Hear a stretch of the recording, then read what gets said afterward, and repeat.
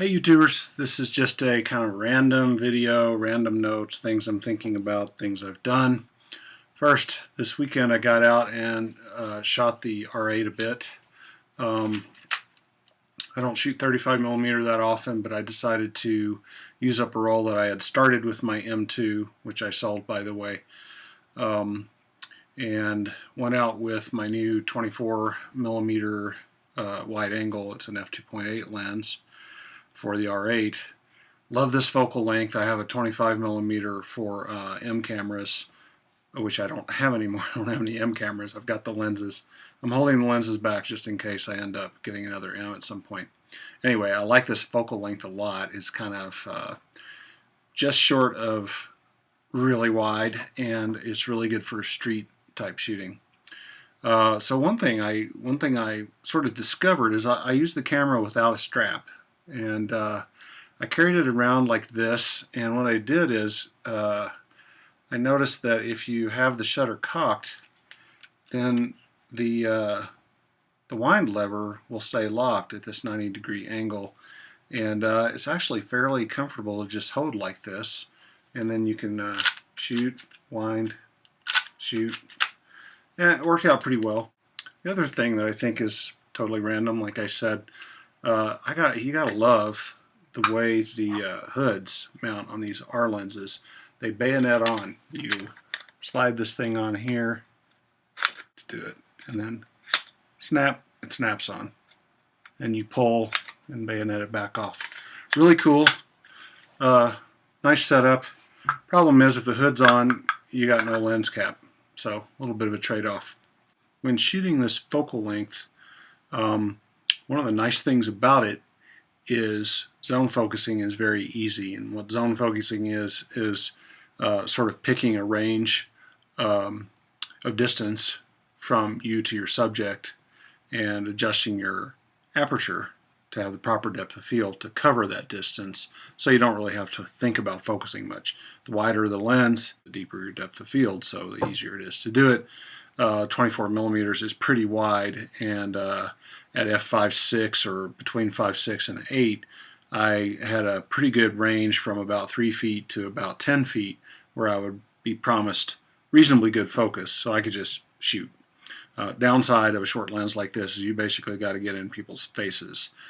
So I acted pretty fast while I was doing the street shooting and made really quick snaps. Anyway, like I said, I did finish up a roll that I had started on my M2, developed the roll, and reminded myself how much I hate 35mm. It's small, it's fiddly, it's curly, it's grainy, it's all these things that medium format film is not.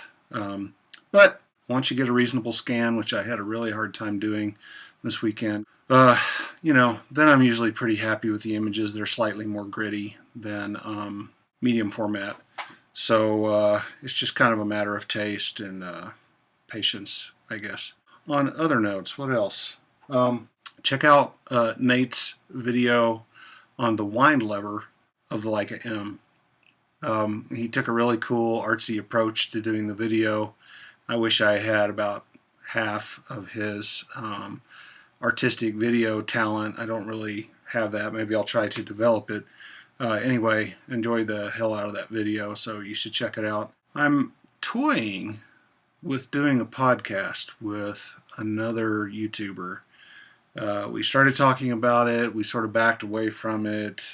It's kind of not quite there yet, but I think we're both still interested in it. I'm wondering what viewers of this channel think about that idea of a podcast, and we would cover film and digital and that sort of thing. Loving the Billingham bag that I got. The only thing I wish is that it was just ever so slightly deeper. Is that the right dimension? I wish it was just a bit bigger in this dimension. Just a little bit. It would make it easier to carry certain gear, but hey, it is what it is. So I've been carrying it to work with my 13-inch MacBook Air in the back and this guy up front, and it's been working out pretty well.